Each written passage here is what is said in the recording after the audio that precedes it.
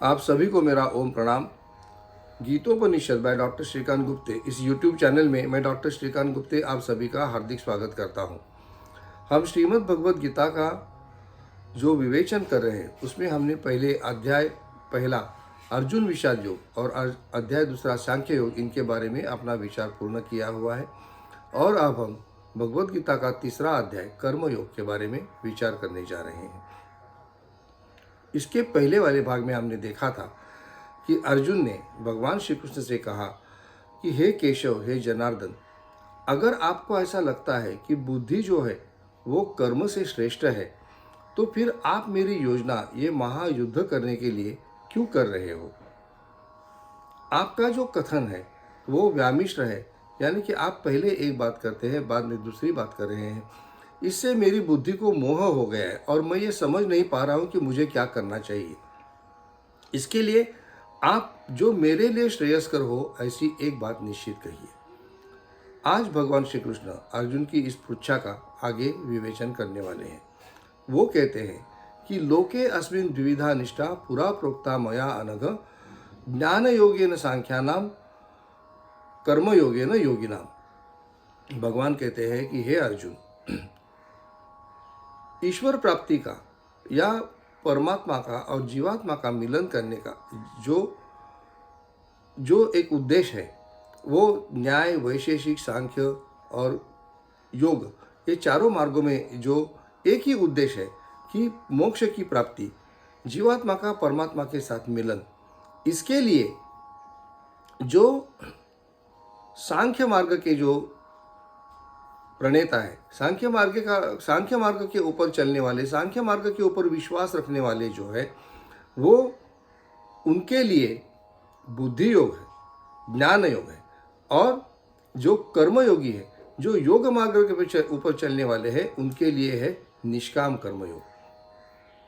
और ये बात मैंने इसके पहले ही कह चुकी हूँ।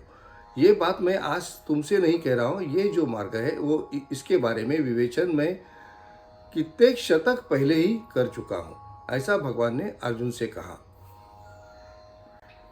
भगवान कहते हैं कि ये जो दो मार्ग हैं वो अलग अलग है, ऐसा दिख रहा है, लेकिन वस्तुतः ऐसा नहीं है। ये दोनों ही मार्ग जीवात्मा का और परमात्मा का मिलन, ईश्वर प्राप्ति, मोक्ष, कैवल्य, इसी की तरफ जाते हैं। दो अलग अलग नदियाँ जैसे बहते हुए सागर को मिल जाती है और एक रूप हो जाती है, वैसे ही सांख्य के मार्गों पे चलो या कर्मयोग का पालन करो, आखिरकार तुम्हें ईश्वर प्राप्ति हो जाएगी, आखिरकार तुम्हें मोक्ष की प्राप्ति हो जाएगी। ये कहने के बाद में भगवान ने आगे कहा, न कर्मणाम अनारभ्यात नैष्कर्म्यम पुरुषो अश्नुते न ही संन्यसनादेव सिद्धिम समधिगच्छति।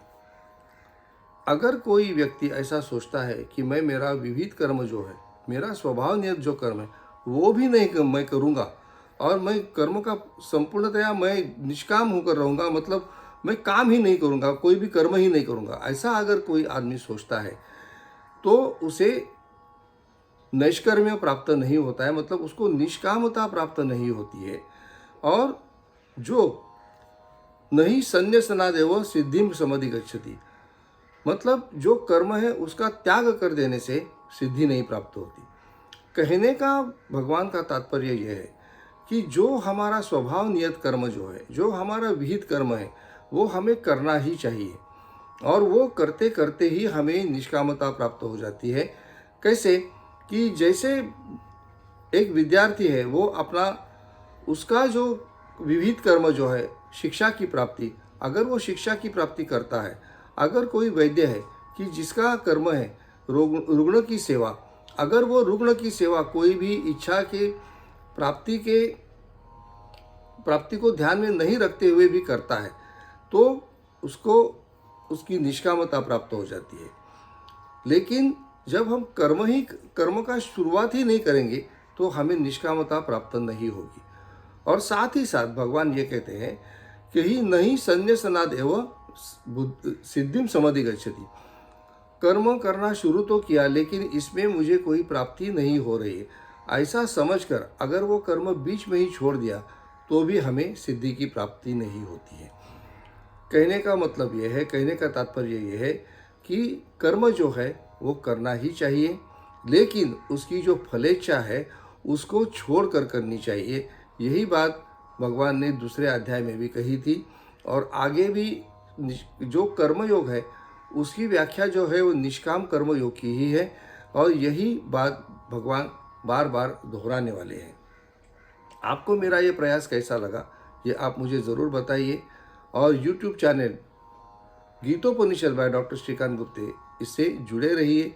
आपके विचार, आपके मंतव्य मुझ तक ज़रूर पहुंचाइए, और इस चैनल को लाइक, शेयर और सब्सक्राइब ज़रूर करिए। आप सभी को मेरा जय श्री कृष्ण।